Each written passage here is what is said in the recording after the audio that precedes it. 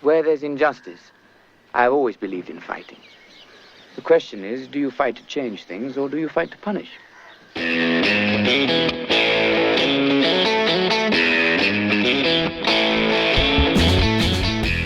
Hello and welcome once again to the Cine-Files, where this week we are continuing our exploration of Lord Richard Attenborough's epic, Gandhi.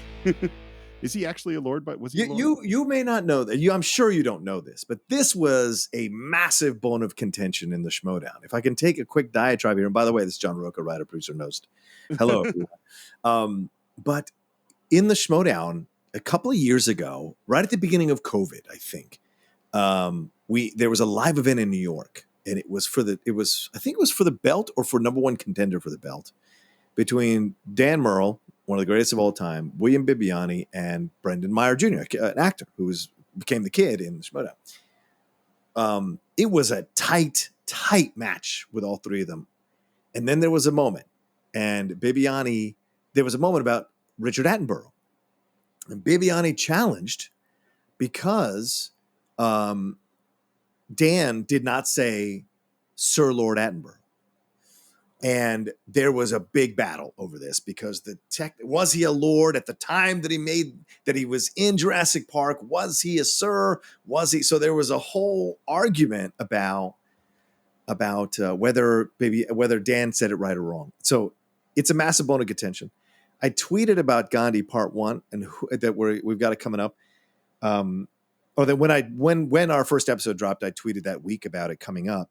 And Bibiani responded and said, "That's Lord Richard Attenborough." So very funny, still a bone of contention all these years later. So that I love that you just asked, is it Lord? Was he Lord? Is it Lord? I love it. This is the fascinating thing about following each other on Twitter is you see weird things. That's true. It's true. It would never have occurred to me, except I saw that exchange on Twitter. I was like, what is that about?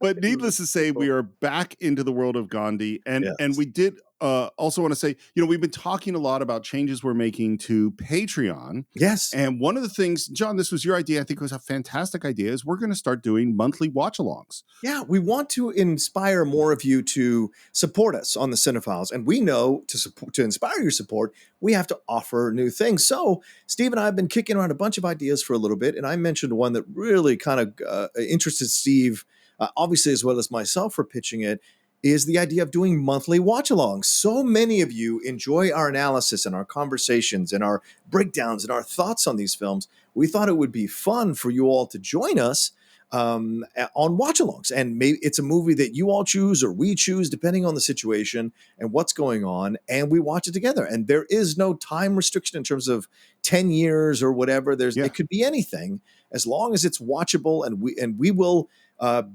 share the screen, so we all watch together on an unlisted link or on a Zoom situation, and we can all watch together, and you can listen to Steve and I talk about it. And we're still kicking around whether it's going to be live or pre-recorded, but that's the possibility. But that's what we want to do here as a new benefit for being a part of the Patreon. I think we decided to make that at the $10 and above or $10 and above level. $10 above. So if any of you are at the $1 or $5 and you want to jump up to the $10, I hope the idea of a watch along every month will inspire you to do that as well. And for those of you who haven't donated at all, at least a $1 or $5 support would be great. I mean, it's only $12 a year if you send it one, and $70 a year if you send it at $5. So those are things we're trying to create, new ways to inspire you all to support us, because we want to keep the show going, and we know you all love listening to the show.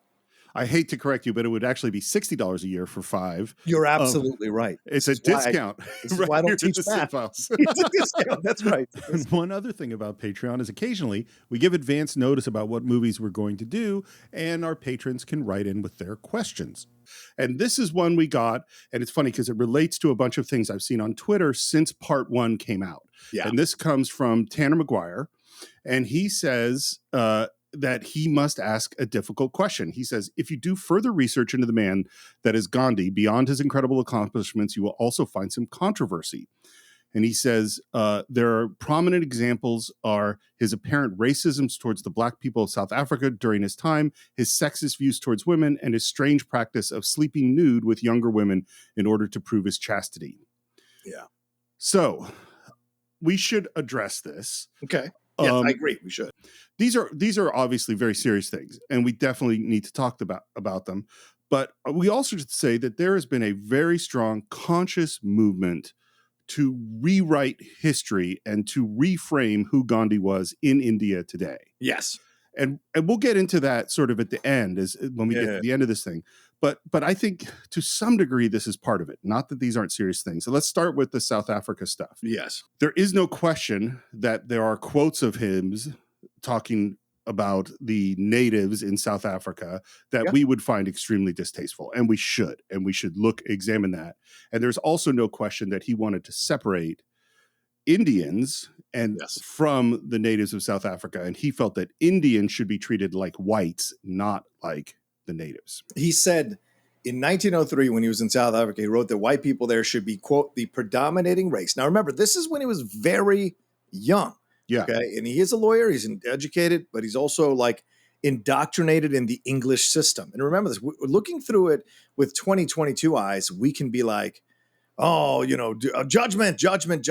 But the progression of people, and we talked about this in the first part, Steve, the progression of a person, the progression as he embraces and gets older and sees more, that's life.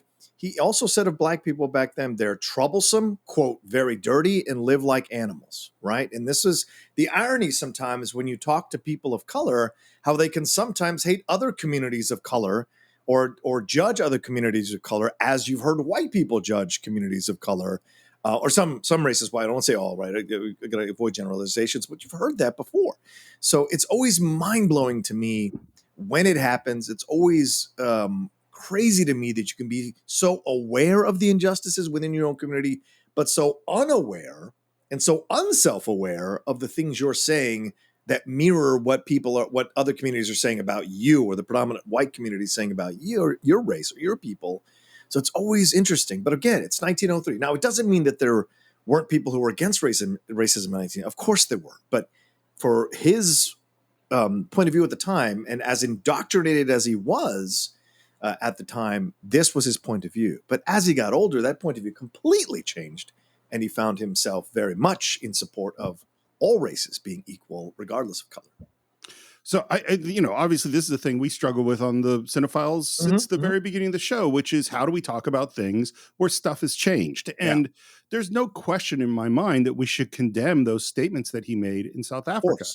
I also think it's not realistic to expect people. I mean, Gandhi was so head and shoulders above and in front of so many things. And the fact that he wasn't in front of all of them is something that we should take note of. And the thing too, I can't find quotes of his or statements that he made about race later on in his life. And part of it is because when we're back in India, we're really dealing with issues of caste, which is a huge thing, not necessarily issues of race. My assumption is that his evolution on thinking about caste and untouchability would mirror what his evolution of thinking about race would be. Yeah, his biographer, Ramachandra Guha, said that Gandhi as a young man went with the ideas of his culture and his time. He thought in his 20s that Europeans are the most civilized. Indians were almost as civilized, and Africans were uncivilized. And this is him talking to NPR about this a couple of years ago. It's a recent interview. He says, however, he outgrew his racism quite decisively, and for most of his life as a public figure, he was anti-racist, talking for an end to discrimination of all kinds. And that included gender discrimination, because there are some uncomfortable things about Gandhi, but he also championed women in politics. So though sometimes, I think with all human beings, there are hypocritical or not congruent statements or congruent thought patterns or consistent thought patterns about situations. And certainly when you think about a guy who championed women, being in politics, championed women doing the things that they're doing, but then you're seeing how, he was still agreeing to the differences between men and women and their duties within an ashram, within a community, but also thinking about how he slept with his grandniece, apparently not in a sexual way, but he slept naked when he was 78, in his late 70s. He slept naked with his grandniece when she was in her late teens, because he said he wanted to test his willpower to abstain from sex. So this is the kind of thing, and it's really uncomfortable and gross enough that it was a young girl. To be a young girl that is a member of his blood family makes it even more kind of insane that he would be tempted. So it's very odd. But again, we're judging it through Western eyes. I don't know, Steve. Well, let's separate these out a little bit, sure. because I think these are very, very different things. So what I would say is a good way to look at people is look at them based on what the time that they came up in. Yeah. Like he was born into a totally patriarchal society. Yes. Where the man was just the boss. He was in an arranged marriage, and there was a very clear thing about how the children should be treated, how the wife should be treated. And the fact that he had some of those thoughts when he was young, of course he did. We all think the way we're raised to think. Mm. The better thing to look at is, how does his thoughts evolve? Yeah, right. And how far does he come? And he comes a really, really long way in terms of caste, in terms of gender, in terms of relationships within the family. The evolution of this guy is huge. Okay. This one is really weird and hard to talk about. There are a lot of headlines you can find on the internet saying Gandhi has been Me Too'd, or Gandhi liked to sleep with young girls, or Gandhi liked to get naked in bed with young girls. Yeah. And that is entirely misleading. That is not what we're talking about. Clickbait. And what we should say, and this is, we talked a lot about his diet and his fasting. Right. And this is an extension of that. There is a thing called brahmacharya, and brahmacharya is sort of the ultimate thing to aspire to as a Hindu in terms of asceticism. In other words, how much can you deny yourself? Yeah. Food is something you deny yourself. Alcohol is something you deny yourself. And sex is something that you deny yourself. Gandhi believed very strongly that sex should only be for procreation. There should be no lust. There should be no fun in it. It's not something you indulge in for pleasure. Yeah. And he chose celibacy at a very young age. Mm-hmm. He also thought, and again, this is a weird thing for Western perspective, but in his mind, there's a direct connection between your personal ethics and habits and discipline and what happens in the world. So it's not just, Gandhi had a lot of reasons why he felt like he had to behave really perfectly because of public opinion and because of dealing with the British Empire. But he also thought that his personal failings would have effects out in the world. So rioting, maybe my diet wasn't good enough. Mm-hmm. So he would deny himself things in order to help change the world. Yeah.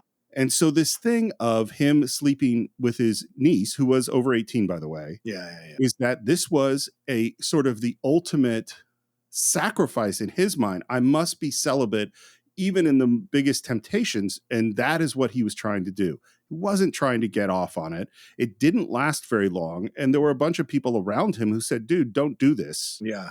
This is really bad. And he was talked out of it. And the niece has never said anything negative about it. She felt it was her own sacrifice to make in order to prove her own celibacy. And that, and is it does it sound creepy and weird? Totally not. Yeah.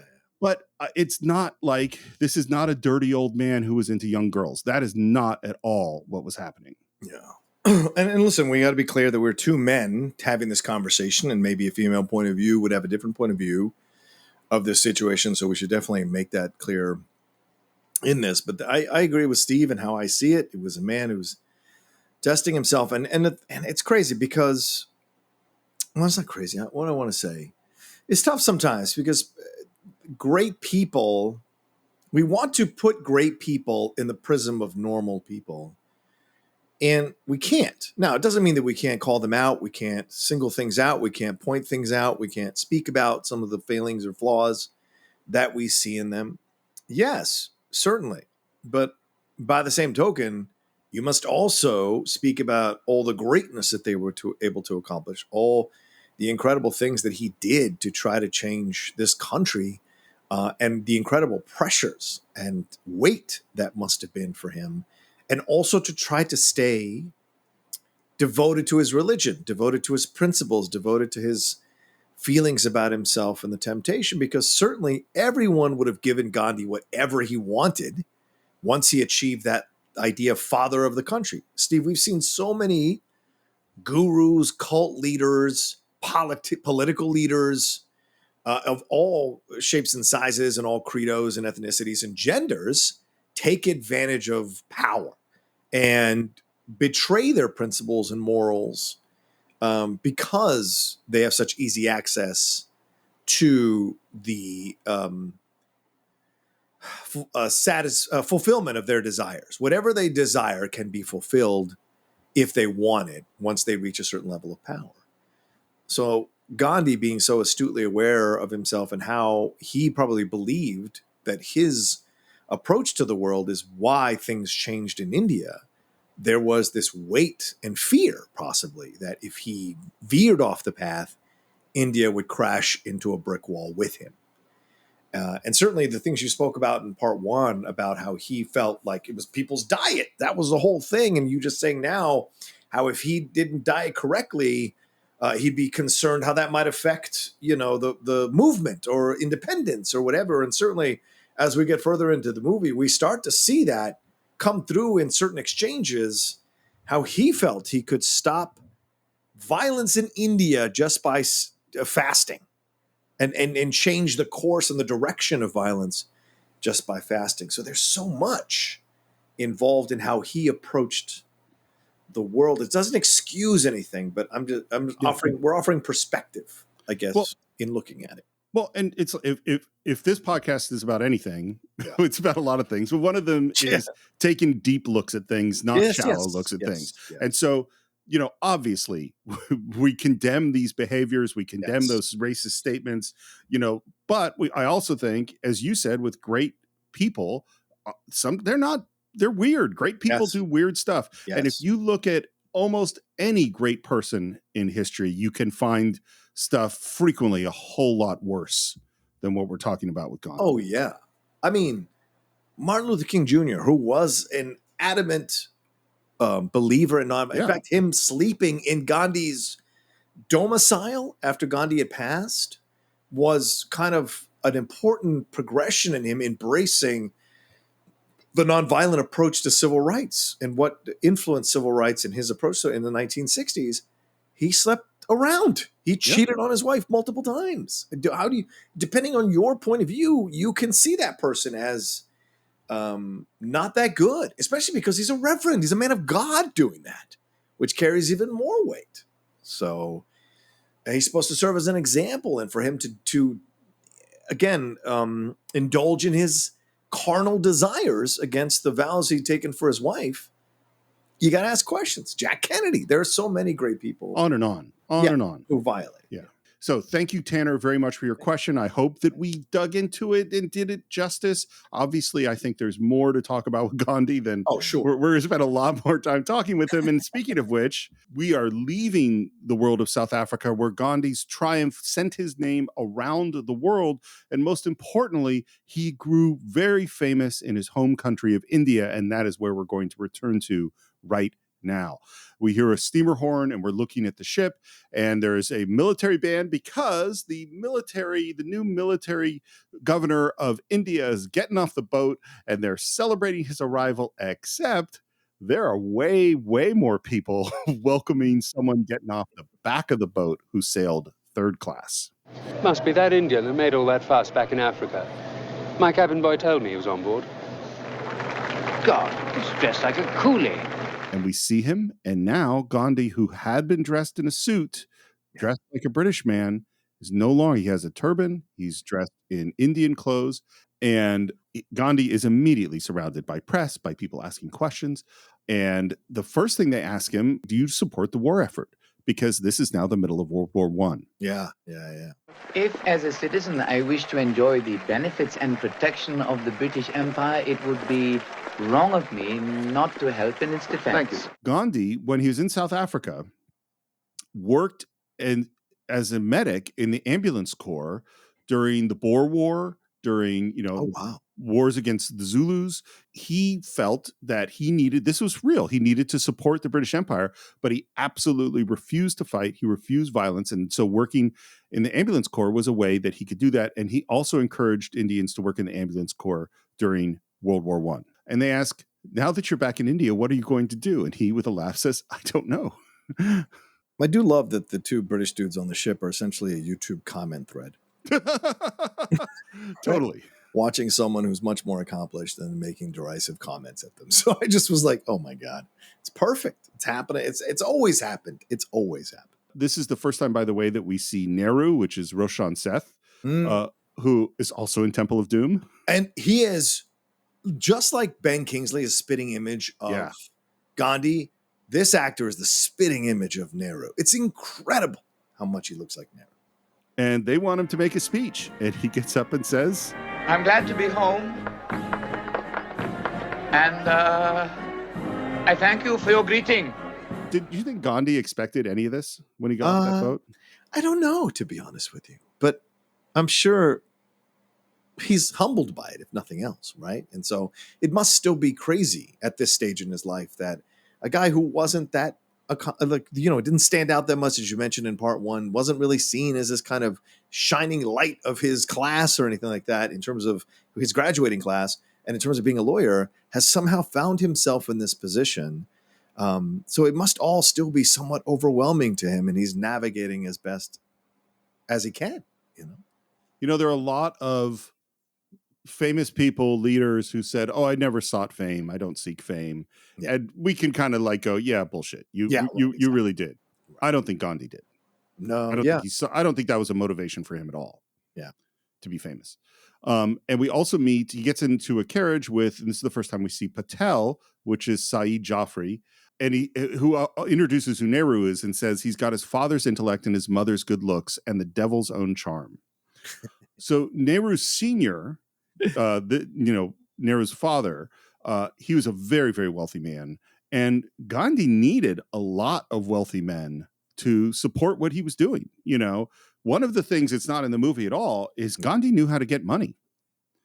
Not for himself, but he knew how to get people to contribute to these causes. I must say, when I first saw you as a bumbling lawyer here in Bombay, I never thought I'd be greeting you as a national hero. I'm hardly that, Mr. Patel. Oh, yes, you are. It's so interesting, again, how not only does Gandhi, the character, evolve, but people's perception of him evolve. Yes. Like, right now, Patel is still more important than Gandhi, in his mind, at least. Right. And I love the way this scene works, which is that we're riding through the city of Bombay, and Patel is talking politics and what is going to happen, and Gandhi is totally oblivious to the poverty that they're going through. Yeah. And that's all Gandhi can see. Yeah, because he just accepts it. And there's a shame on Gandhi's face. I mean, Kingsley does an incredible job because it pains him to see it. And he doesn't like to look at it. And it breaks his heart to see that. And so you're watching that throughout that whole scene, and it is heartbreaking, And my guess because he can't fix it right now. He can't fix it. So. Right. My guess, and I don't know, I don't think 13-year-old Gandhi saw it. You know what I mean? All right. Yeah. Like, he had to evolve. Yeah. To see it. Lawyer Gandhi never saw it. He just kind of accepted it as a thing. Yeah. Well, I mean, how many times have you driven through your city past the homeless? Yeah. And you've driven through, and I've driven through, and we all do, Yeah. Because we can't always take on all that pain. It breaks my heart every time I see it. That's for sure. I used to do auditions down there near Skid Row sometimes. Mm-hmm. And going down there to do print auditions or to do commercial auditions, it was, if you're a sensitive person, it can be quite heartbreaking to experience it. And most actors are. Most actors are open to it. Yep. So, it's a terrible thing. And we go from that terrible poverty into incredible wealth and beauty. And we see beautiful flowers, and, we're in this very rich environment, which I think the implication is this is Nehru's family's place. I'm not sure. Yeah. And they introduce Gandhi to Mr. Jinnah, who is Aliuk Padamse. Mm-hmm. And of course, I'm pronouncing that incorrectly, and I apologize. And this guy's face is so severe and harsh. It's like perfect casting. For what they want him to be in the movie, Yeah. It is perfect casting, yes. Yeah. But this is also a source of contention for a lot of Yes. people who criticize the movie. Do you want to go into that, Steve? No, please go ahead. No, please do. Please do. Go ahead. Yeah. Well, just he's clearly set up as the bad guy, Yes, he is. And I don't know enough about him. Certainly there was conflict between him and Gandhi. That's without question.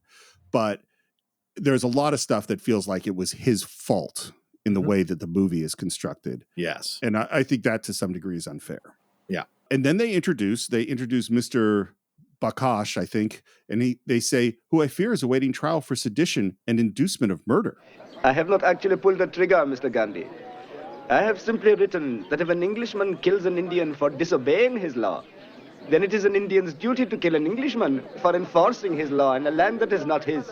And Gandhi's reply is it's like the slightest bit of shade, but in the nicest possible way. He says, It's a clever argument. I'm not sure it will produce the end you desire. We hope you're going to join us in our struggle for home rule, Mr. Gandhi. Well, and Gandhi starts to answer, but he doesn't get there. And they take him to meet someone else. Yeah. Charlie takes him away. And then we meet Professor Gokhale.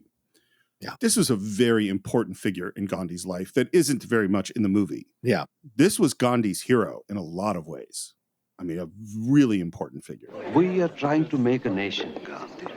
But the British keep trying to break us up into religion, municipality, provinces. And Gandhi says a really interesting thing, which is, I have so much to learn about India, and I have to begin my practice again. One needs money to run a journal.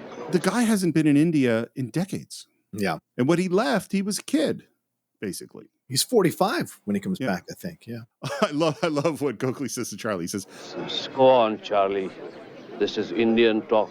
We want none of you imperialists here. All right, then. I'll go and write my report to the Viceroy. You go find a nice Hindu girl and convert her to Christianity. That's as much mischief as you're allowed. Oh, such a great it's line. fun. You begin your journey. I have little to say. India is an alien country to me. Change that. Go and find India. Not what you see here, but the real India. That's great. He's telling him, you've got to, which is what later that speech is going to be. He's like, if you're going to represent Indians, don't do what these other people have done, which is to just say they represent Indians and then not actually live amongst the Indians, live above them in these expensive houses and these, which is nothing. There's nothing wrong with you've accomplished these things, Sure. right? But you don't really know what the day-to-day life is like for the Indian who is not at that exalted level, which a few people are at, a small percentage of the entire country is at. So he's telling him, go out. If you're saying you don't understand the country, you don't know the country, it's been so long, go and see the country, go and get immersed in the country, understand, speak to its citizens, speak to the quote unquote, what you would call the untouchables in the caste system, go and speak to everybody, get a good, just enveloped by the culture and then boom, it'll come to you what you need to say, what you have to say. And he says the things that we need to hear, Yeah. which I think is brilliant. Hoover always said an interesting thing. This is my partner on the documentaries, and as I've told you many times, he was embedded with the Mujahideen during the war against the Soviets in Afghanistan. And this is what he said about Afghanistan: is he said one of the reasons that we were so messed up and didn't understand and made so many bad choices is all the people that Americans were talking to were from Kabul and Kandahar. They were all Western educated. They're almost all wealthy. And we didn't go out into the country and talk to the vast majority of Afghans who had very, very different feelings. And so we kept making these blunders because we're talking to only one. It's not that those people aren't real, members of the nation of Afghanistan. They totally are. And those cities do represent part of Afghanistan, but not all of it. And we didn't talk to the other people. We see it now. We see it now with our political leaders, no matter what party you're in. How many of them have stopped doing town hall meetings out of fear of getting contradicted or called out, or social media exposing the limits of their intelligence or the hypocrisy within their views? How many of them are afraid to be amongst the people? You know what I'm saying? You see it all the time. The people are barricaded as far away as possible from their leaders, from the political leaders here in our world. And that's what you're seeing. And it's the separation that implies elitism. No matter what side of the fence you're on, it's that separation that implies elitism. The control, all of that implies elitism. And so we're seeing that happening in our world as well, And so, yeah, absolutely. Yeah. And then we cut to, and I think this sequence is so beautiful for so many reasons. We're on the train out seeing India. And I one of the reasons I think it's so amazing is that it gives us a kind of a rest. You know what I mean? Yeah. Things have been pretty intense, and now we get to just see these beautiful scenery. And by the way, one of the hard things for this movie is they had to find trains from multiple different periods, including the late 1800s South African train. Yeah. Now we're in the teens in India. India did not have the most efficient bureaucracy when they're shooting this film. So there were researchers spending hours and days and days and days going through the records trying to find in this huge country where the old trains are, and they did manage to find them. And we see Gandhi now, his head is sort of shaved. His wife is there. Charlie is there. And we just see the Indian countryside. And at this point in the 80s, no one had seen this. I mean, obviously in India you had, but in the Western world, we didn't see the beauty of the Indian countryside and the people like you do here. And of course, the poverty. Yeah, the poverty. And they're traveling third class now. Mm-hmm. And it was interesting, that the movie, our first sight of young Gandhi was fighting for his right to be in first class. Yeah. And now he is in third class. Nice little twist. You're right. Yeah. And Charlie and he are just kind of looking around, and they're leaning out to get some air. And his wife is not happy with them leaning out because it seems very dangerous. And then we hear, Englishmen, come, there is room up here. And we see there are people riding on the top of the train. Yeah, this is great. And Charlie climbs out of the window, and Gandhi's wife is freaking out. Like, what are you doing? Yeah. And he goes, going nearer to God. And he starts to climb up, and she grabs his foot. Oh, it's so good. It's like, he goes, oh no. Just a simple statement because he's such a calm dude. And then, of course, the Attenborough cuts to the shot from the outside watching the possibility. Yeah. But once again, this is Lawrence, right? This idea of the train. Yeah. You sense that there's connections to Lawrence here as well, even this scene.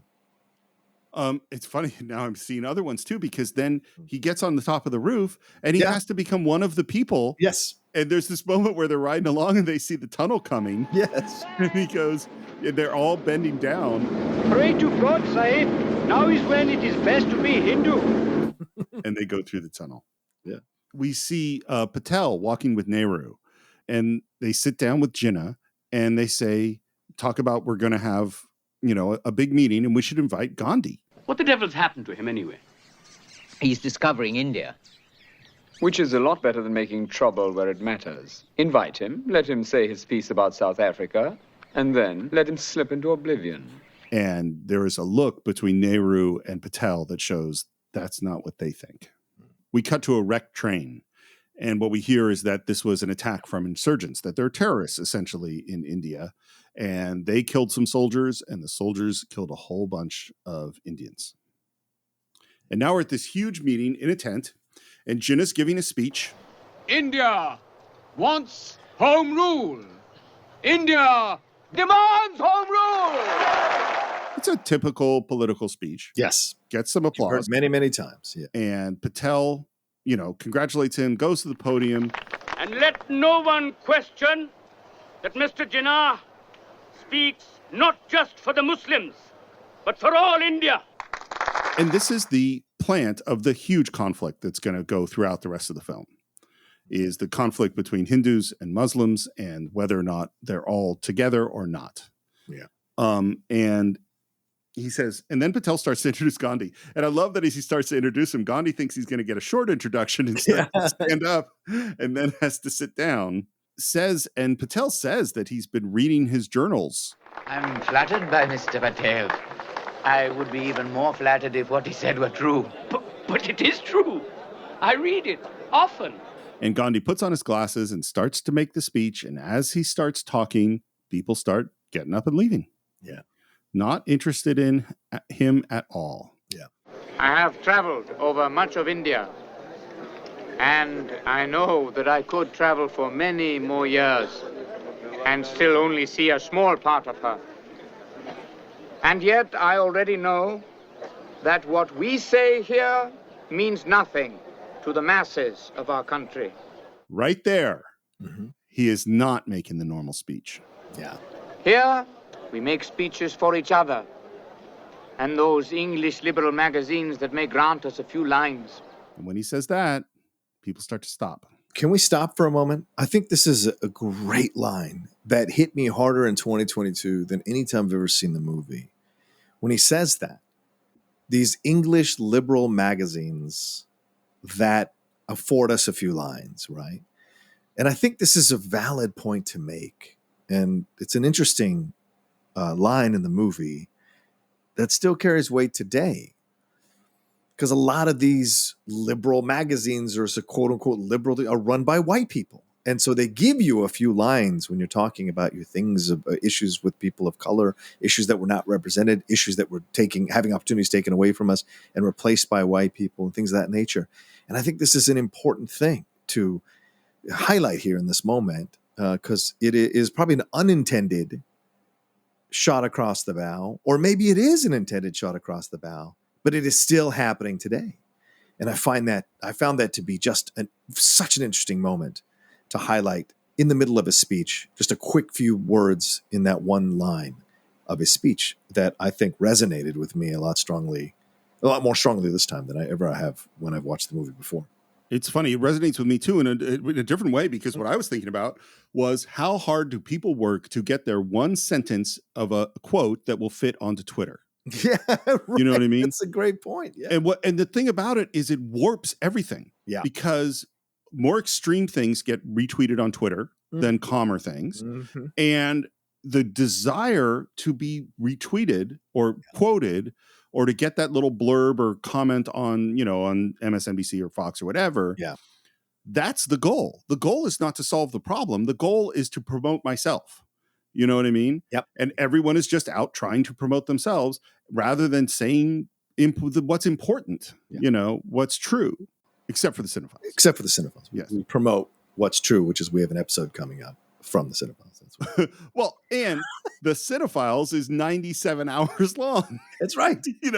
We don't fit on a tweet. But the people of India are untouched. Their politics are confined to bread and salt. Illiterate they may be, but they're not blind. I love that, because what we didn't see, but I know happened. Yeah. Gandhi didn't just look at these people. He talked to them. He talked to them, village after village, with farmers, with merchants, with poor people, with untouchables, with everybody. Yeah. They see no reason to give their loyalty to rich and powerful men who simply want to take over the role of the British. That line, man. Yep. That hits real home. They want to replace Yep. the people ruling the Indians with just a different color, but the same conditions. That is powerful, man. Yep. To say. Well, and I mean, how often does someone get up at an event, and basically throw shade at the people throwing the event? That's who he's talking about. Jinnah. Yeah. He's talking about Patel. He's talking about Nehru. He's talking about all of them. My brothers, India is 700,000 villages. Not a few hundred lawyers in Delhi and Bombay. By the way, again, Ben Kingsley's ability to evolve this character. Yeah. Because, from the first speech where he's burning the passes to the big speech in South Africa where he is much more confident, to this guy. Yeah. This guy doesn't have to do anything. You know what I mean? Mm-hmm. He's not trying anymore. Yep. He's just speaking. Until we stand in the fields with the millions that toil each day under the hot sun, we will not represent India. Nor will we ever be able to challenge the British as one nation. And again, the slow but enthusiastic applause. Because the leaders will motivate you. And look, we're seeing it now. Political leaders, movement leaders, leaders behind a microphone, leaders behind a tweet, leaders behind a website. Go fight. They're not going to be down on the front lines. They're not going to be down mixing it up in the battlefields. And this is what he's saying. He's not saying you need to go fight and put on a uniform. He's saying these leaders who sit back and relax in their comfy lives think they speak for you, but until they actually go down and get to know the people they're representing, they actually don't represent you. They actually don't know what your desires are, what your interests are, what your concerns, what your worries are. And so they won't know what they're fighting for other than power. They're fighting for power. You're fighting for independence. There's a difference. Right. And I think, and freedom. And I think that's so, it's like bubbling under the surface of everything he's saying, but it's there, right? It's there to catch. And you're right. Not a lot of people would be willing to kind of go at the people who put on the events and gave him the microphone to speak his piece. But those are the people that I believe deserve the most respect because they are consistent in the calling out. They're consistent in the highlighting things. And it's something I've struggled with at times when I've seen issues with an organization that I'm being part of. And here I'm calling out other people, but I don't always call the organizations that I'm a part of out. And I sometimes struggle with that, and it's, I respect that Gandhi does this in the scene in the movie. It's so, I don't know, just, it takes an incredible amount of guts, because these are rich people that could have buried him. Oh yeah.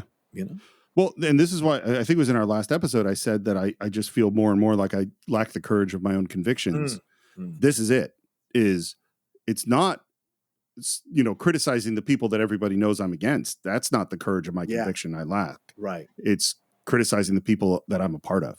That's where I lack the courage of my own convictions. Yeah. And I'm working on it. I'm going to keep working on it. One other thing I want to point out, when normally if a politician gets up and says something like, until we stand in the fields with millions who toil each day under the sun, we will not represent India. Yeah. Normally a politician means that metaphorically. Right. Gandhi means that literally. Yeah. Not only am I going to toil in the fields and spin my own cloth and, make my own salt and clean the latrine, but I'm expecting all of these guys sitting behind me to do the same thing. Yeah. It's not a metaphor. Exactly. I love that Nehru leans over to Patel and says, "Have you read his magazine?" No, but I think I'm going to. So Gandhi was right to call him out. Was right to call him out.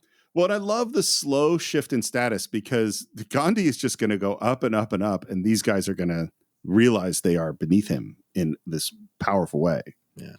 We're in this beautiful car in the fields, and Nehru is driving with a bunch of rich young dudes, all dressed like the British, all dressed in European clothes. Yeah.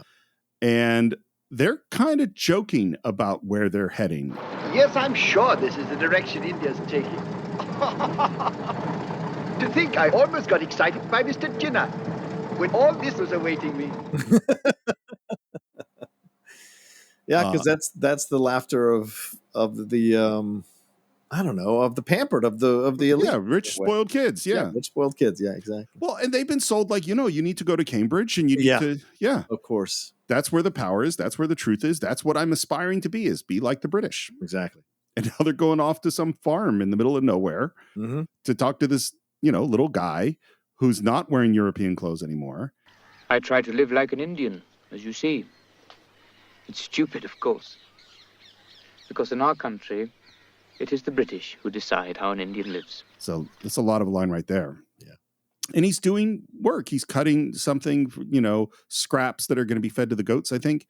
And he says, and from their luxury, in the midst of our terrible poverty, they instruct us on what is justice, what is sedition.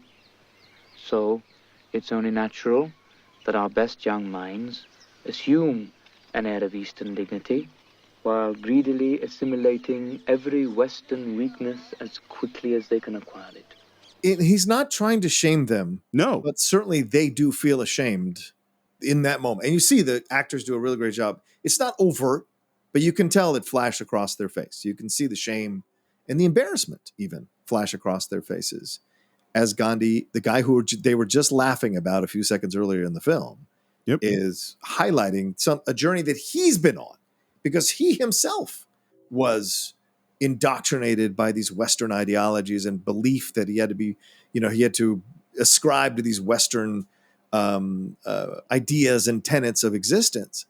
And he has broken that within himself. And so he's telling the young people that they too must do the same thing in order to really understand and how to go about achieving independence for India from the British.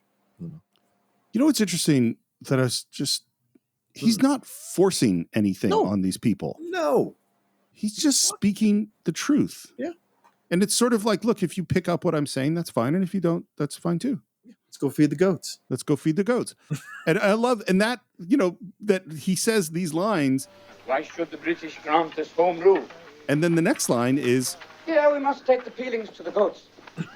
And then back to. We only make wild speeches or perform even wilder acts of terrorism. We've bred an army of anarchists, but not one single group that can really fight the British anywhere. And then they go, wait, but you said you didn't want to fight. Yeah, he says, and his response is, where there's injustice, I've always believed in fighting. The question is, do you fight to change things or do you fight to punish? You know, and I thought of South Africa when he said that line in the movie, watching it this time around for the show, because, you know, Desmond Tutu and others put on those Truth and Reconciliation. Yes, Truth and Reconciliation events for people to speak about what they had done and ask for forgiveness or to hear and give some closure. But it wasn't set up to punish, you know. And so it's a difficult thing to do. It's a difficult line to walk, because I think people should be punished for committing crimes, that they knew were terrible. You know, like we're going to see later that military general who pulls what he pulls in that massacre. Oh yeah. There should be the worst possible punishment for something like that. But you also have to factor in, and I think that was the Truth and Reconciliation, is that you also have to create space for people to see the error of their ways and find their way back to ask for forgiveness. And punishing so many is almost impossible. And if by doing so you become what you were rebelling against, then what's the difference? And that's always the most difficult thing to walk, because humans are inconsistent. We're hypocritical. We're constantly contradicting ourselves.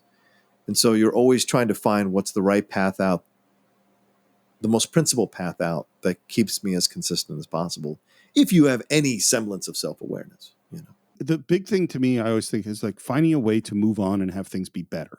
Yes. And like, how do we do that? Because if the punishment isn't quite right or seems unfair, then someone will come back and attack you. And then and then other people need to be punished, and you should be punished for how you punish them. And we go back and forth and back and forth. And just on a personal level, like almost all the time, if you have a fight with your girlfriend, your mom, your friend, whatever, you will bring up that thing that they did. Well, they're going to bring up that thing that you did. Yeah. You're going to go round and round. And it's like, well, how do we get through this and get to some place that's better on the other side? You know, and that's what Gandhi's not thinking about. How do we get home rule? Yeah. He's thinking about farther down the line even than that. Right. For myself, I've found we're all such sinners, we should leave punishment to God. And if we really want to change things, there are better ways of doing it than derailing trains or slashing someone with a sword. And this is so great. And what's funny is you could see how his words are hitting each of these people differently. Yes. In particular, how they're hitting Nehru. Yeah. And then his wife calls him for dinner, and I love this moment. He turns to them with a big smile and says, "You see, even here, we live under tyranny." And then runs off, and it's really cute. And Nehru, deeply moved, I think, says, "What did I tell you?" And one of the other guys sarcastically says, "I can see the British shaking now." Nehru gets it. Yeah, of course. And there'll always be people who don't believe you or don't believe in you. That's just part of it. But you will win out in the end, you know, if you stick to your principles. Well, and you know what part of it is, I think, is because you mentioned the shame that they felt as he was talking to them, is that to accept what Gandhi's saying, you have to reject what you've been doing and accept shame. And not everyone's ready to do that. Exactly. There's a dissolve to a beautiful shot of birds flying over the river. And the way this happened was they're on set shooting every day, and Richard Attenborough notices that the birds fly across that river every day at the same time. Mm-hmm. And so that's how he set up that shot. He said, we just got to be there, 3:50 tomorrow afternoon, and the birds will come back. Yeah. And someone comes and says, I'm looking for Mr. Gandhi. And it's this old man with a great face who we saw listening to him at the meeting. Our crops, we cannot sell them. We have no money, but the landlords still demand the same rent. We have nothing left. And his wife is there, and Gandhi looks at her, and there is this powerful look between them. And we cut to the train. This is the first really big thing that Gandhi did in India. And we watch as the train comes into a station, and there's a huge crowd waiting for the train, and a British officer sees it, and a young guy, and goes, what's going on? The agent got a telegram, and it just said he is coming. He gave the time of the train. Who the hell is he? And they climb down, and we see that old man walking Gandhi through the crowd, and the soldiers rudely are pushing through the crowd. Yeah. Not nice about it at all. And come face to face with Gandhi and says, "Who the devil are you?" And he says, and again, this is the confidence. Now we're seeing the true power of him. My name is Gandhi, Mohandis K. Gandhi. Well, whoever you are, we don't want you here. I suggest you get back on that train before it leaves. They seem to want me. Yeah, which is great, right? Yeah. And he threatens to arrest him, and he says, on what charge? And the thing is, these British guys, even though he's a young guy, he's not used to being talked to like this by an Indian. I've been handed a badge. Who are you to speak to me in this way? I've been handed a badge. And he's a bit put off because he's not, because honestly, your only rule, like you said earlier, no one can climb your back unless you bend over, right? Yep. Same thing here. Yep. You're watching the example. If those Indians turned on them, they would absolutely be smushed by them, just from the numbers, the absolute numbers. Yep. So you're only allowed to rule if they let you rule. And once they realize that they don't have to let you rule, there's a change. And this is what every government fears, every occupying force fears, is when they're controlling large numbers of people, is all of them in mass coming to the conclusion that they don't have to let this happen anymore. It's every occupying force fears this.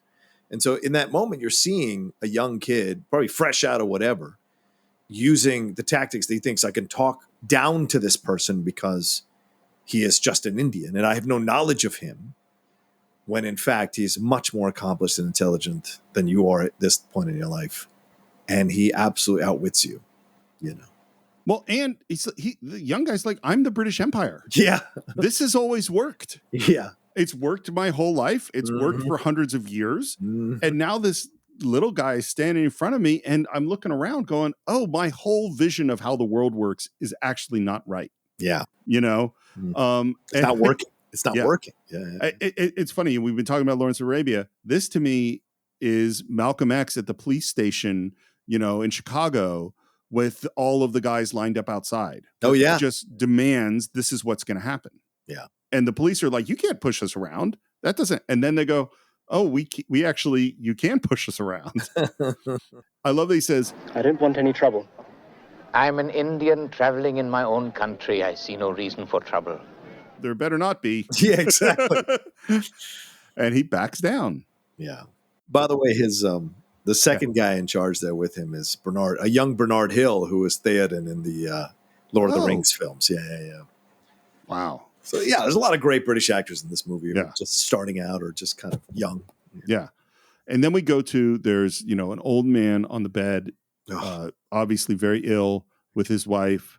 And he describes what's happening. And basically the situation is that they have been ordered to grow indigo, which they use as dyes for cloth.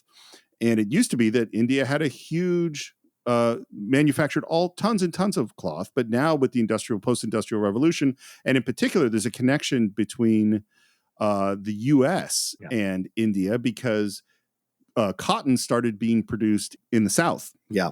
And that cotton in raw form went to industrialized north of the US and to England, where they manufactured clothing. Up till this point, cotton was like a luxury. Nobody had cotton. Everyone wore wool clothes. Even in India, where it's 100 degrees, they're wearing wool clothing until this cotton thing happened. And then it's like, well, let's buy cotton. Everyone starts buying their cotton from England, but the landlords don't let these people stop growing indigo. Yeah. But the indigo is not worth any money, and so they're taking everything. And this guy says, we sold. The police have taken the rest. There is no food. I understand. The landlords are British. He nods. What we can do, we will try to do. People are so moved by him just saying that. Yeah. And then we cut to Gandhi on an elephant riding, and Charlie's there, and they talk about, that the whole region is like this, hundreds of thousands. Then someone rides up on a bicycle and says, Are you Mr. M.K. Gandhi? Yes. I'm sorry, you're under arrest. And Gandhi, with that confidence and that power, says, I'm not sorry at all. By the way, arresting Gandhi is one of the worst decisions the British ever made. Arresting anybody who is leading a movement is one of the worst. Peaceful movement. A peaceful movement, yes. Yeah. The peaceful movement, yes. It's great clarification, Steve. It is one of the worst things you could ever do. Well, and this is why there's such a connection between Gandhi as a human, as an individual, being totally above reproach. Yeah. You just can't say that this guy's doing anything that deserves being arrested, other than that you don't want to give his people freedom. Right. We cut to this cricket game, and what they hear is that the whole area is about to riot. And there are crowds of people standing outside of the jail, and Charlie walks up to go see the prisoner, and there is Gandhi in jail. Yeah. This scene between Ian Charleson and Ben Kingsley, Richard Attenborough says, if he had to choose one scene of everything he's done to represent great cinema acting, this is the scene. Wow. Yeah. It's a heartbreaking scene. Yeah. The other scene he says that is up there is Anthony Hopkins in Shadowland. Yes. Oh my God. Yeah. One of the best films ever made in the 1990s that no one talks about. Yeah. And Richard Attenborough directed the hell out of that movie. It's gorgeous. For anybody listening, if you haven't seen Shadowlands, it is one of the best Anthony Hopkins performances. And his chemistry with Deborah Winger is fantastic. Mm-hmm. And when what happens to him at the end of the movie, his reaction to it is one of the best acting scenes I've ever seen in my life. I remember seeing that in the movie theater long before there were assigned seats, and I was sitting in the front row, the farthest right-hand corner scene. So, it's one of those movie theater experiences where your neck is just brutalized by the end of the movie, and I was captivated through the whole thing. Did they take your clothes? These are my clothes now. You always had a puritanical streak, Mohan. If I want to be one with them, I have to live like them. Yes, I think you do, but thank God we all don't. My puritanism runs in a different way. Far too modest for such a display. And then this is where you said it's heartbreaking. It is heartbreaking. Well, what do you want me to do? I think, Charlie, that you can help us most by taking that assignment you've been offered in Fiji. That's rough.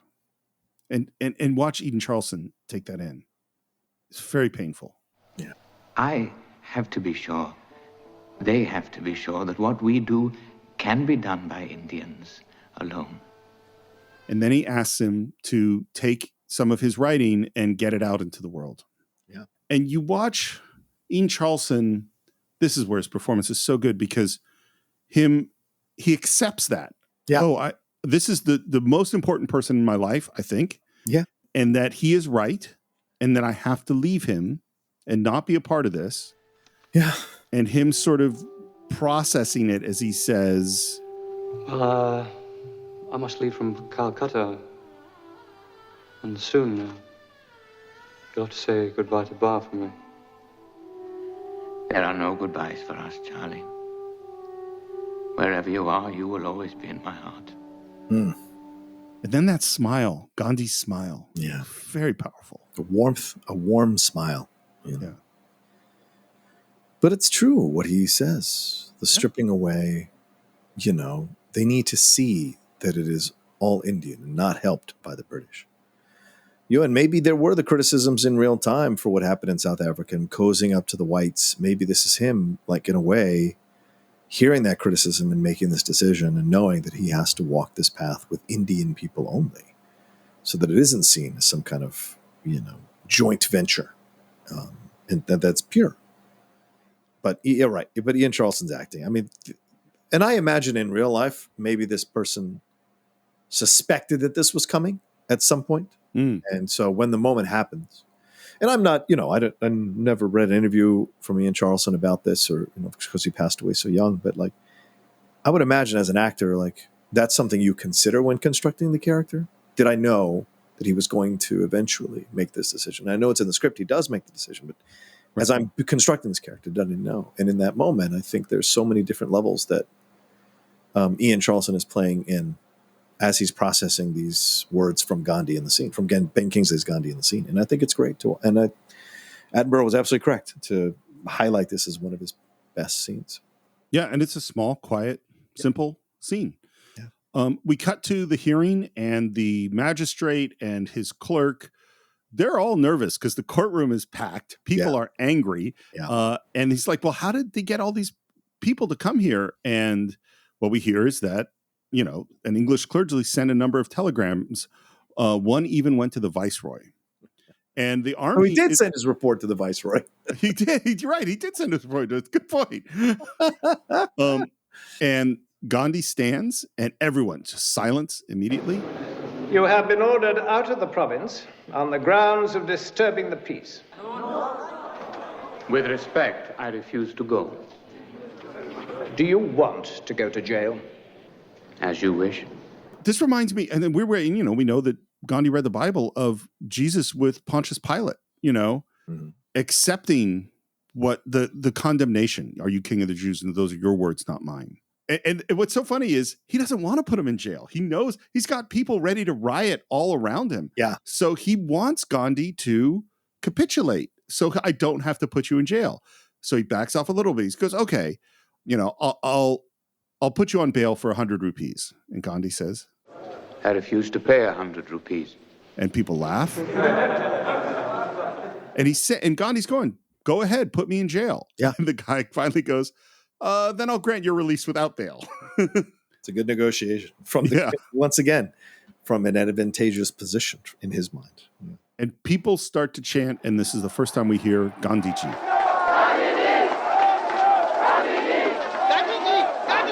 And he's outside, it's pouring rain, and these young men in suits, much like the young men in suits that we met a little while ago, come, but these are enthusiastically here to help. We received a cable this morning from an old friend who was at Cambridge with us. His name is Nehru. I believe you know him. Indeed. He tells us you need help, and we have come to give it.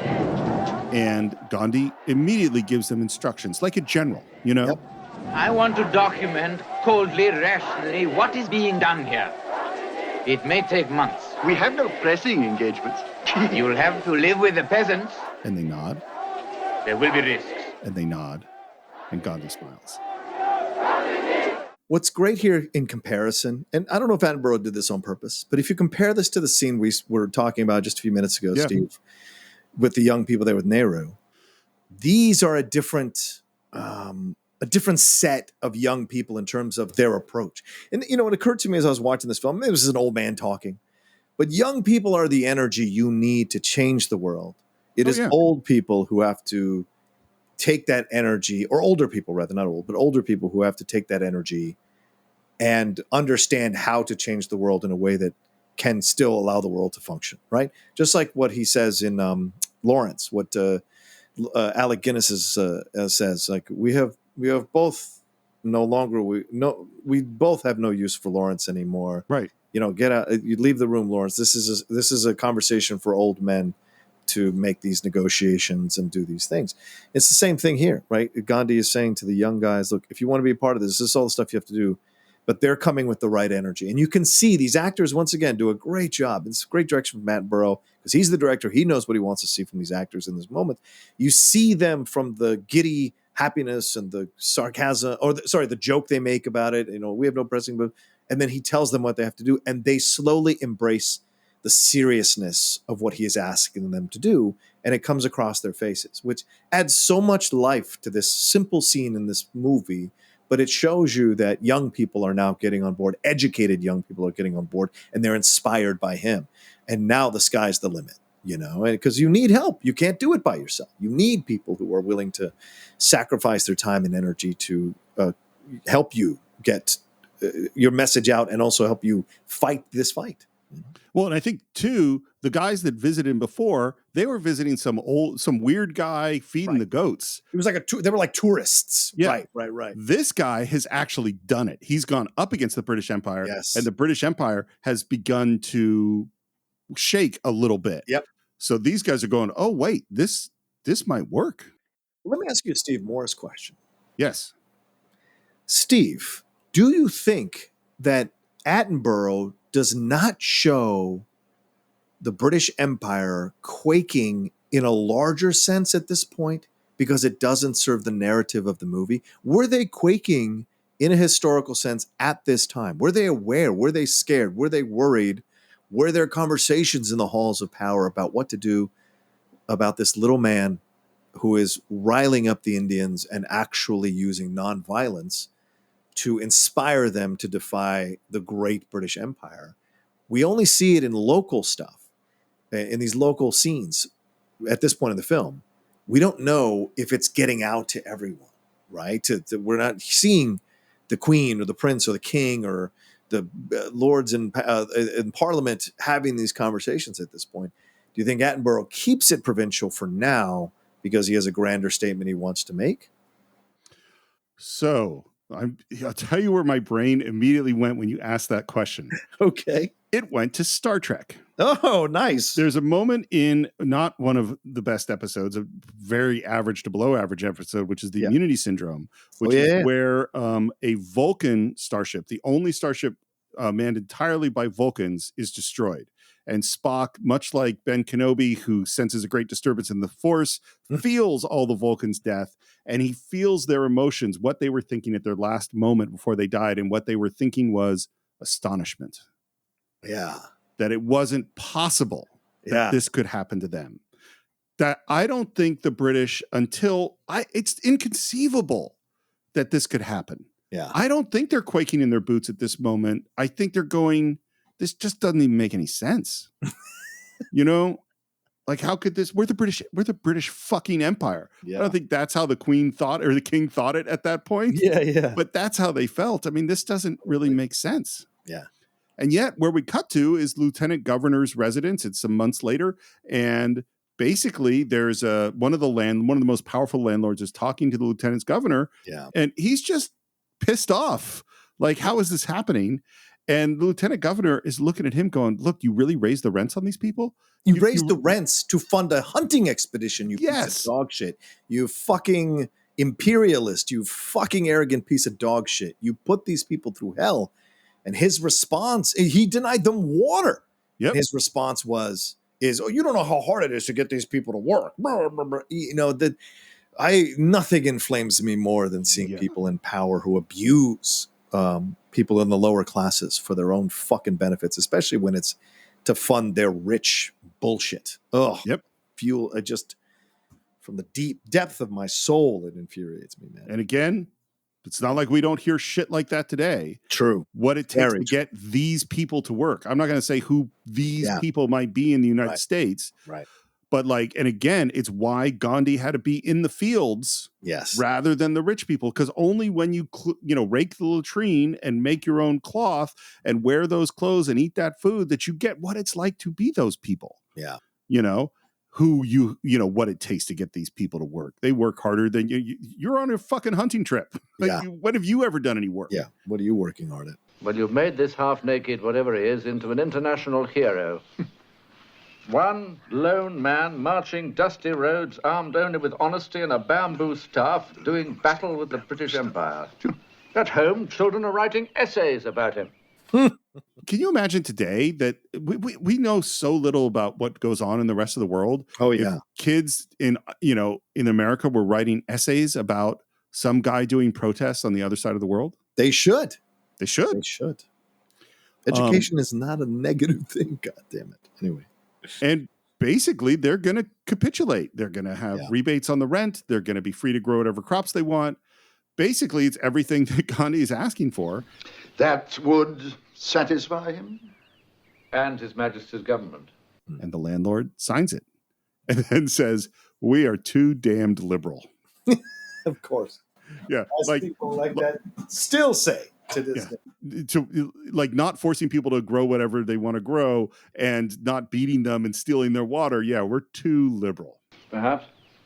But at least all this has made the government see some sense about what men like Mr. Gandhi should be allowed and what they should be denied. We see, this is just funny, we're at Jinnah's residence and we see this beautiful car pull up. Where is Mr. Gandhi? He said he preferred to walk, sir.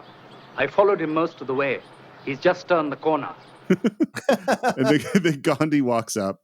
We go into this meeting with Patel and Nehru and Jinnah, and they introduce Maulana Abdul Kalam Azad, which is played by Vendra Radhan, who is a Muslim, and they say he was just released from prison. He has a great look.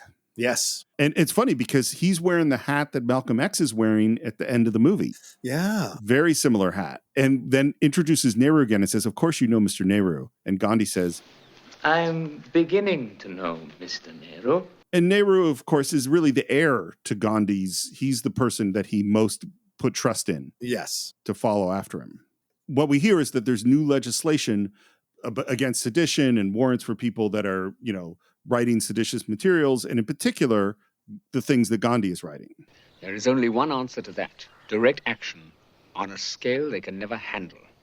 And Nehru says, who's really a disciple of Gandhi, I don't think so. Terrorism would only justify their repression. And what kind of leaders would it throw up?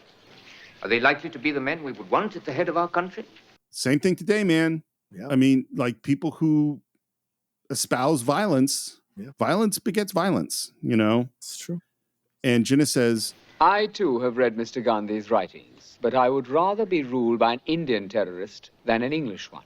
I must say, it seems to me that it's gone beyond remedies like passive resistance. And Gandhi says, if I may, I, for one, have never advocated passive anything. He stands up, and a servant has entered with the tea. I'm with Mr. Jinnah. We must never submit to such laws.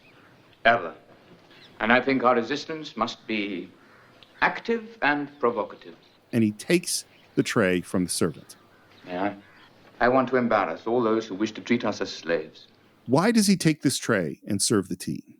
It's a smart move because, in a way, he is seeming like a non-threatening person to their ideologies and their points of views and their thoughts and their ideas. So serving the tea, in a way, he's serving them his wisdom. He's serving them his point of view. It's metaphorical and literal.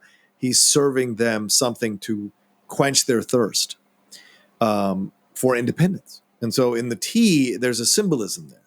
But I also think he's become so connected to the people of his country that him serving tea is no longer seen as something for the untouchables to do or for the lower class to do or servants to do. He is showing that there is no difference here. And I think it's pretty powerful. I keep thinking about it. And by the way, if you watch Jinnah in this scene, he is very uncomfortable with Gandhi serving the tea. Oh, they're absolutely showing they're previewing the division. Attenborough even has a shot where you see Gandhi standing directly in front of Jinnah with the table between them. And Jinnah is sitting down and Gandhi is standing. And you can tell these are the two combatants, the preview for the two combatants that's going to be coming in the back half of the film. And what I think goes on, normally when someone wants power or status, they want to elevate their position in order to gain more status. So, there's the thing of like, I'm going to make my desk and the chair behind my desk taller and make your chair lower. So when you sit in front of me, you're going to be in a lower, less powerful position. Yeah. Gandhi repeatedly puts himself in a lower status position in order to become more powerful. Yeah. And that's what I think he's doing right here. I think he is purposely becoming the servant. Yes. To show the power of that. I want to change their minds, not kill them for weaknesses we all possess. So we could have a whole conversation about that line. And then they ask, what resistance would you offer? And he says, and this is the thing, Gandhi has thought this through. This is not, Gandhi has a plan. He is a tactician. Yeah. The law is due to take effect from April the 6th. I want to call upon the nation to make that a day of prayer and fasting. You mean a general strike? I mean a day of prayer and fasting. Of course, no work could be done, no buses, no trains, no factories, no administration. The country would stop. And the reaction goes around the room. God, it would terrify them. 350 million people at prayer. Even the English newspapers would have to report that. And they talk about whether or not they could do it. And they say Champara, which is the region that with the indigo that he was just at, stirred the whole country. They also say, they're calling you Mahatma, great soul. And he kind of sloughs that off. Fortunately, such news comes very slowly to where I live. And it's obvious that Gandhi in this one moment has become the leader of this group. Yeah. And everyone's into it, except, of course, Jinnah. So we cut to this beautiful estate, the Viceroy's palace. And man, every time we cut to the way the British Empire lived in India, it's from the horrible poverty and everything else we've seen. It's just like, wow. Nothing's working, sir. The buses, the trains, the markets. There's not even any ordinary civilian staff here, sir. And the Viceroy, this is Lord Chelmsford, played by John Mills, who, by the way, Richard Attenborough describes as possibly the greatest British character actor on film. Wow. That's what Attenborough says about him. Jesus. Okay. Yeah. Which is like, that's a long list. That is a long list. I mean, just in this movie, frankly. Good point. Is it simply Delhi and Bombay? No, sir. Karachi, Calcutta, Madras, Bangalore. It's total. The army had to take over the telegraph, sir, or we'd be cut off from the world. Can you imagine this? Well, yeah. Well, it's insane to think about that. I mean, most people, when they can't find their phone, go insane for those 20 minutes. Imagine that being days or weeks on end, And the thing that's great about this moment is it's a seed that's being planted that teases the wave that's coming, which is that thing, the idea. If the Indians stop doing something, the entire country will grind to a halt. And all your power won't mean a damn thing because nothing will get done. And later on in the film, Gandhi has, this back and forth with the judge and says, you all will eventually leave because there's no way 100,000 British can control 350 million Indians or something like that. Yep. Yeah, that's the honest truth. People only let you have power. And when people stop buying into the mentality that they can be controlled by a minority, all of a sudden the minority becomes irrelevant. And what it seemed like this massive, overwhelming thing is actually not as overwhelming as you thought. And so those are the tenets of controlling people in mass, which is why people who are the minority in power must create division in order to keep large majorities of people under control. And so this moment here where they're saying, well, we're just going to stop everything. It was a first shot across the bow to show the power that Gandhi has. Absolutely. I mean, it goes to this idea that all power comes from the consent of the governed. Yeah. Which now I can't remember if that's John Stuart Mill or if it's Locke or it's one of those guys. I think it was Bob Dylan. No, it's Bob Dylan. But like there literally is nothing you can do if people don't agree. And I just imagine what if everyone in the United States just didn't go to work tomorrow? Yeah. It's not just your garbage wouldn't get collected. Your internet would stop. The electricity would stop. There would be no one at the store, at the gas station, it would be terrifying. Yeah. If everybody didn't go to work until certain people were paid a certain amount of money, if everybody stopped paying rent, there'd be nothing the landlord could do. I mean, it's insane. It's incredible. It'd be chaos. But that's why you need the rules of society to function. And their response to what Gandhi has done is arrest him. And we cut to a jail cell, and there's Gandhi in his striped uniform, and Nehru has come to visit. And the first thing he does is address him as Bapu, father. You too? It seems less formal than Mahatma. Can you imagine what it would be like if just everyone just started calling you first father and then great one? Every day, I imagine. The outlaw Bapu. I'll take it.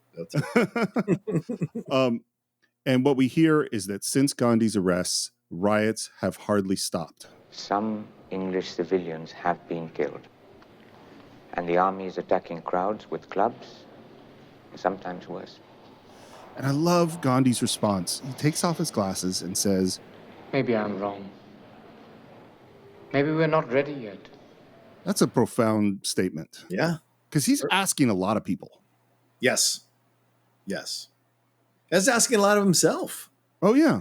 You know, he's not saying screw them. He's saying maybe we're not ready. Maybe we aren't ready yet. Maybe we say we want it. Yeah. But how much do we really want it? Like you said earlier, I mean, Gandhi is very much a man of his principles and his morals and is willing to test himself, and he questions himself and he puts himself through hell to try to prove his dedication to something. And so that's the prism with which he operates in the world. So he wants to see that being returned by the people he is leading to independence. Well, I mean, imagine today. It is a lot to ask. Well, this is what I'm saying. Yeah. Imagine today on whatever side of the political divide you are, and someone came to you and said, listen, here's what I want you to do. I want you to go stand in front of the people that you hate and let them not only yell at you, but potentially kick the shit out of you. And you're going to do nothing in America today. Yeah. That's a lot to ask, you know, and what kind of person would it take to persuade people to do that? The government's afraid. They don't know what to do. They're more afraid of terrorism than of you. The Viceroy has agreed to your release if you will speak for nonviolence. I've never spoken for anything else. And then we see a large crowd and a man in a turban making a speech. England is so powerful. Its army and its navy, all its modern weapons. But when a great power like that strikes defenseless people, it shows its brutality, its own weakness, especially when those people do not strike back. So this guy in this huge crowd is articulating what Gandhi has said. Yep. They are ready. They're ready to, this is a nonviolent protest. Yep. And the music is very ominous. And we see soldiers. Yeah. And again, a great line that teases what's coming, right? He's essentially laying the groundwork about them beating defenseless people. And then we're going to see worse. Yeah. Horribly worse. I can remember seeing this sequence for the first time. Oh, yeah. And not believing it, you know, because it's so hard to believe that this is a real thing that happened. Yeah. And I researched this massacre as well, and it is pretty accurate to what you see in the film, Steve, which is horrific to consider. And every superpower has this in their history in one version or another. Oh, yeah. And certainly, I mean, this is so horrible to witness. And then later, the court case or tribunal that is adjourned to discuss this is in many ways even worse. Which we'll get to later, of course. But like the combo of those two scenes is just utterly devastating. And brilliant construction, you know, Steve, you're a director, brilliant construction in the story of this film, that this hits right in that middle part of the movie. Yep. So here's what happens. We have this peaceful protest. We see the British Army showing up. They have an armored car, and the armored car will not fit through this narrow alleyway. Otherwise, we would have brought the armored car in. Yeah. But instead, the troops spread out, form two lines, and they face this huge crowd of peaceful protesters. And there's an order for the front rank to kneel. And what we hear, one of the last things we hear from the guy making the speech is, we must have the courage to take their anger. And I think it's such a brilliant directorial choice that one of the last things we hear before what happens is the sound of a baby crying. Yep. Cavalry to Major. And they see these soldiers aiming their rifles at them and react. Should we issue a warning, sir? They've had their warning. No meetings. And this is General Dyer, played by Edward Fox. And he says, without hesitation,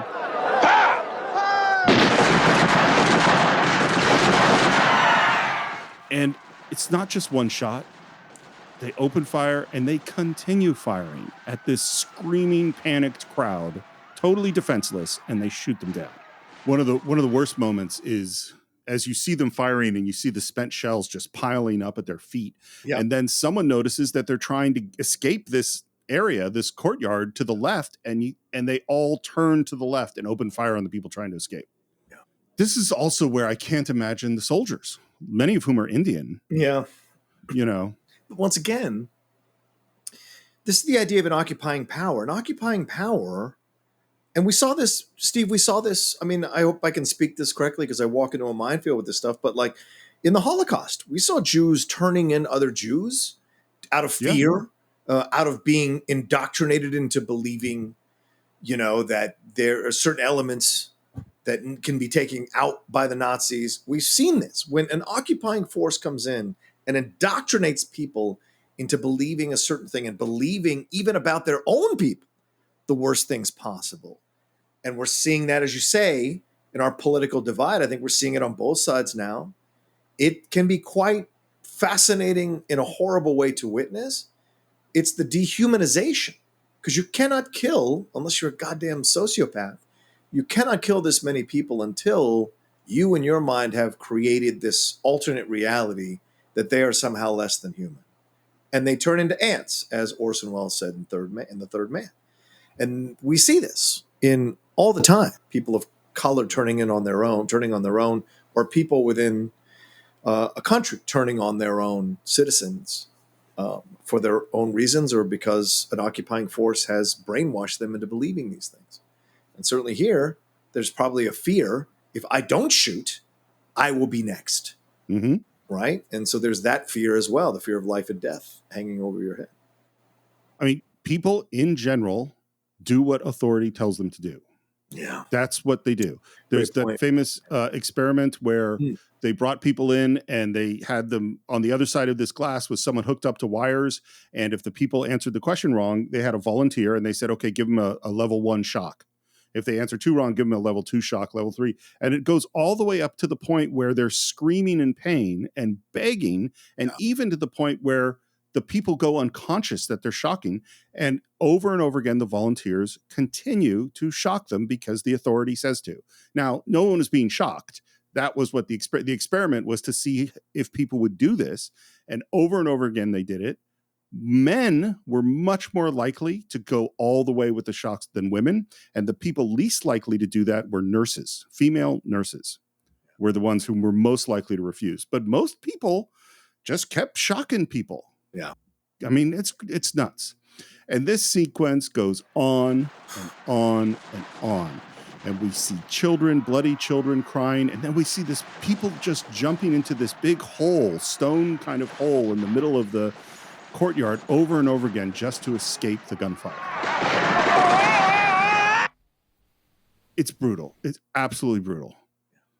And then there's a hard cut from all this noise and all this chaos to this, as you said, this tribunal. Yeah. And there is General Dyer. And I got to say, Edward Fox's performance is incredible. Yeah, phenomenal. Because it is so cold. Yes. General Dyer, is it correct that you ordered your troops to fire at the thickest part of the crowd? That is so. 1,516 people with 1,650 bullets. There were over 300 people killed. My intention was to inflict a lesson that would have an impact throughout all India. Had you been able to take in the armored car, would you have opened fire with the machine gun? I think probably yes. It's incredible, his lack of shame. Yeah. Because he, I think, 100% believes that he did the right thing. Yep.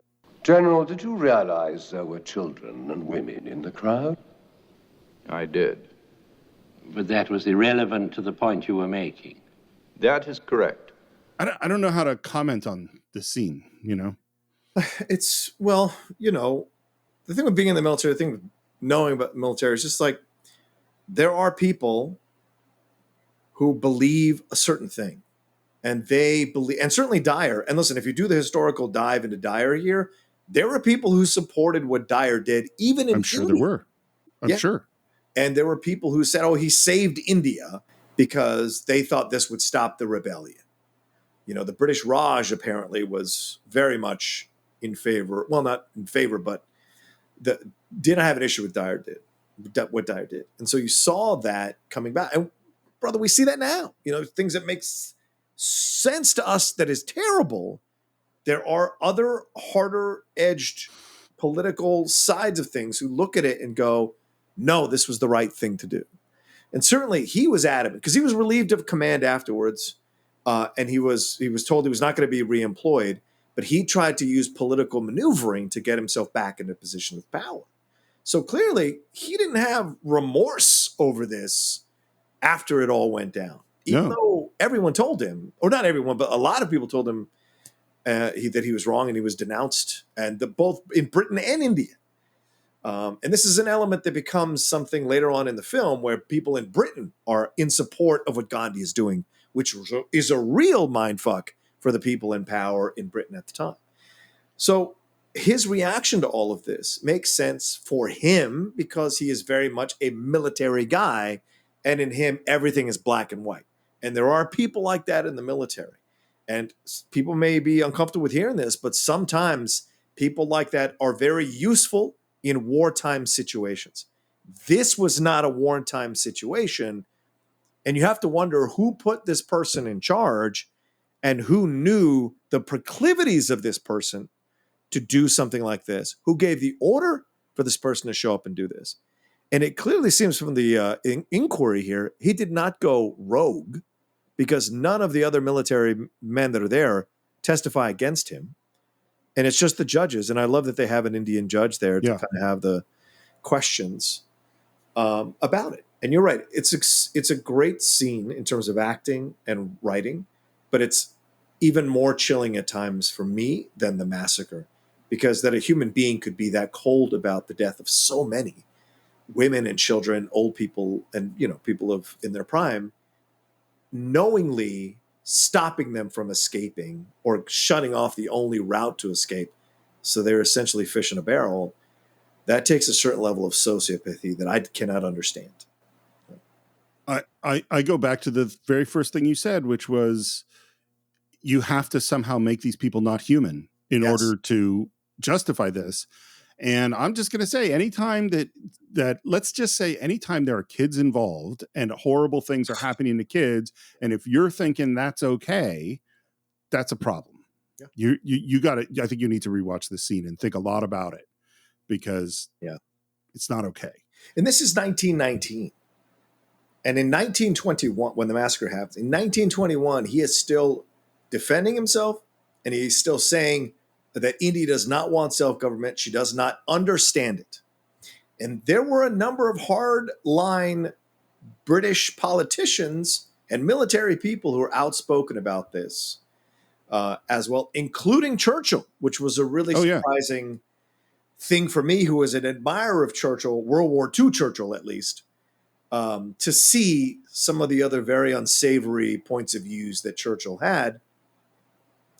It's just like Teddy Roosevelt. I love Teddy Roosevelt, but if you explore some of the things that Teddy did, you kind of, you kind of have to come to terms with that stuff and how you feel about it. So Churchill here hated Gandhi all the way up until the end. And so there are just some people, the hardline British people, that felt that India was, how can I say this? India was, I don't know, arrogant to think they could break away, or they were ungrateful. That's what. Well, definitely, I think that, but also they clearly thought India they were incompetent. Yes, they were incapable. Savages. They were not civilized. Couldn't possibly be enlightened. And they should be really grateful for these wonderful British people who came in and helped them out. And we're going to explode some of those myths in a little while. But what I would say is, like, a good example of how we blind ourselves to this stuff is, to this day, many people talk about America being the hope of freedom and spreading democracy around the world. And all we do is complain about our democracy.